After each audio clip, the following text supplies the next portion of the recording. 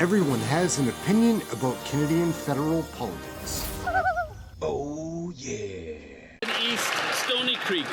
Mr. Speaker, good news. Last night, the Conservatives passed a motion calling on the Prime Minister to issue a budget this spring. This as Trump is threatening to double the tariffs on steel to 50%. That would put Hamilton Steel and steelworkers out of business. The Prime Minister promised he would collect $20 billion in tariffs from the United States. There's no $20 billion, there's no tariffs. Will the Prime Minister listen to Parliament, table a budget, and show us how's he going to make up that $20 billion? Here, here.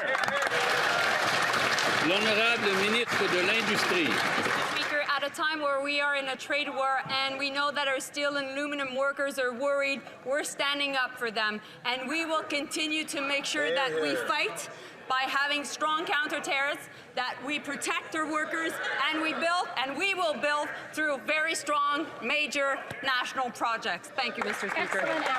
L'honorable Oh, yeah. Tespeler. Mr. Speaker, a news report today details how the residents of Cpac Terrace, an apartment complex in Kitchener, are banding together to patrol their parking lot as the Liberal crime wave intensifies. Jason Souza, the leader of the group, says that he and his neighbors have had the catalytic converter stolen out of their cars. So not only are car thefts up, but now they're stealing the parts out of the cars they don't take. I have a very simple question. This is not the Kitchener I grew up in. Why don't we go back to how it was? Why doesn't the Liberal Justice Minister simply repeal his soft on crime Bill C-75? The Honourable Minister of Justice and Attorney General. Mr. Speaker, dangerous people who commit violent crimes should be treated with serious consequences. That's why we are putting new measures in place to strengthen the bail regime, including for auto theft, including for home invasions, including for human trafficking. We're also introducing stiffer penalties for serious violent repeat offenders. Mr. Speaker, we are going to work with facts and reason. I hope when we advance these measures to help protect the communities, we garner the support of the Conservative Party. The Honourable Member for Edmonton-Griesbach. Mr. Speaker, during the election campaign, people at the doors told me they are fed up with crime. With violent crime up 50%, many folks are afraid to walk around in their own city. This year, Edmontonians were shocked when a 13-year-old boy was stabbed to death at a transit station. People know this chaos is a direct result of the Liberals' soft-on-crime laws. So when will the Prime Minister stop the crime, lock up the criminals by repealing Trudeau's Bill C-5 and Bill C-75? Here, here. The Honourable Minister of Justice and Attorney General. Mr. Speaker, obviously when you hear the details of our horrific crime as the member has shared, this is not a partisan issue. All members of this House care equally about the well-being and safety of Canadians and believe that Canadians should feel safe in their communities. What's clear, though, is the member has not even read the legislation that he criticizes in this House, for if he did, he would know that he's advocating to make it easier for people who commit intimate partner violence to get out on bail. Mr. Speaker, it's important we deal with details and facts in this House. I encourage the member for once to read the legislation before he forms an opinion. The Honourable Member for Abbotsford South Langley. Mr. Speaker, as I rise for the first time in the House, I thank the good people of Abbotsford South Langley for placing their trust in me. Soft on crime Liberals have caused havoc in my community. The family and law enforcement I met during the election are frustrated with seeing offenders released quickly only to reoffend. Last week in Vancouver, a man was charged with sexually assaulting a teenage girl while he was already on probation for sexual assault. Repeat violent offenders have it too easy from the Liberal government. Will the Prime Minister stop the crime, lock up the criminals, and repeal Trudeau's Bill C-5 and C-75? Great question.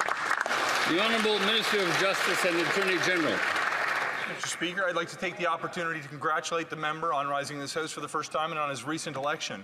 There's something that we agree on. Violent repeat offenders should have a harder time getting out on bail. But what's interesting, when he cites a very specific instance where he's dealing with somebody who could be released for committing potentially intimate partner violence, he then criticizes the very law that makes it harder for that person to get bail. We're going to move forward with new reforms that make a stricter bail regime for violent home invasion, for people who participate in auto theft, for people who are engaged in human trafficking.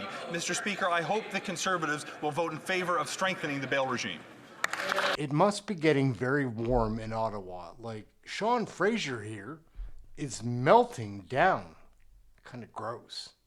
Oh, hot, hot, hot, hot! Hot, hot, hot, hot, hot, hot! Legislation has to go to a committee. Yesterday in Parliament, how do you feel about losing that vote? Guy, really? Is it that hot? Take off the sport coat. Goodness gracious. Look, we're in a new territory. Canadians have elected a minority government with a very thin margin, depending on which parties may side with the government or with one another on any given vote. I try not to bake feelings into these things. They're math challenges, not problems with feelings. But we have to make sure that we do the work necessary to try to collaborate with parties across the aisle in order to implement the mandate that Canadians have given us. When it comes to nation-building projects, how do you square this duty to consult thoroughly with the government's goal of moving these forward really quickly? When we see examples like Bill 5 in Ontario, Bill C-15 in BC, already seeing a lot of pushback from First Nations communities. Well, look, I think when we get down to the actual project decisions, it's important that we fully understand the potential impact that those projects could have on rights that are protected in our treaties and, again, protected by our Constitution before we actually move forward with specific projects. We have had some engagement to date leading up to this First Minister's meeting, which is ongoing. The Prime Minister has committed to engaging over the course of the summer directly with Indigenous leaders as well. We've learned over the course of Canada's history, if you exclude rights holders from the conversation, in the long term, it's actually going to slow you down. So putting in the work up front to make sure that the nature of the rights that could be impacted are well understood and moving forward, preferably in collaboration with Indigenous partners, is going to set you up for success in the long term. But can you just let me finish this one point? But it's also very clear in my community and communities across the country, Canadians want to see major projects that advance the national interest approved more quickly than the existing regime has for those key projects that are nation building. So the Prime Minister has made that commitment. We're going to be moving forward with measures that will help move forward those projects in the national interest, but we're going to do what we can to do it in collaboration with Indigenous partners along the way. Does that take place outside free prior informed consent over all these projects? Well, look, I think Do they have a veto is what I'm asking. Well, the international commentary and the limited jurisprudence that we've seen on it indicates that we do need to fully engage, and to the extent direct impact on Aboriginal and treaty rights, it demands a higher degree of engagement. The commentary has suggested to date that it's not necessarily a blanket veto power, but of course we're in new territory here. Over the course of the next generation, I expect the courts are going to do some significant work, but hopefully a lot of that work is actually going to be done as between governments and Indigenous peoples themselves. So the courts will have to listen to what the government understands the principle to mean. And I'm asking, what? Never mind the commentary, what do you and your Prime Minister understand free, prior, and informed consent to mean? Does it equal a veto? In most circumstances, I think it demands a very deep level of engagement and understanding of the rights that may be impacted, and to the extent that those rights can be accommodated, we should make every effort to.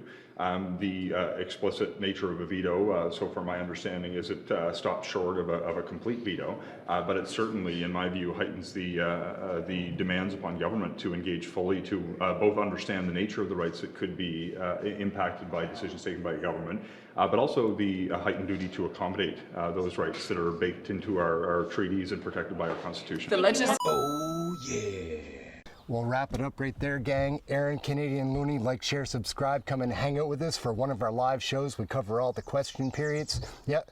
Smash that subscribe, hit the like, all those things. Come back and hang out. Thank you for watching this video. Sean Fraser needs to cool off. Whew, what's that, gross or what? Later, gang. Thanks for watching. God damn it, that's not news! What about us? Oh, hot, hot, hot, hot!